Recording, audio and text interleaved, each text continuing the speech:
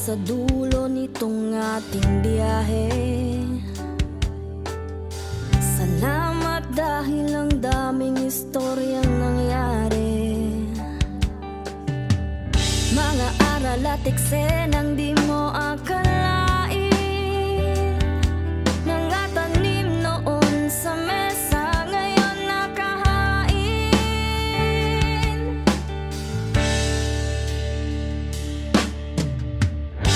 Pakiramdam ko pinasang malakas, ang Diyos ang armas ko, kaya lumalakas.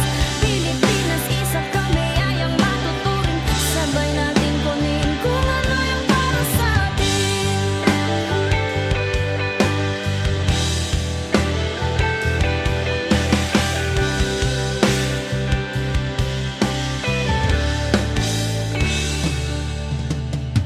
Kung ano man ang nasa dulo nitong ating biyahe,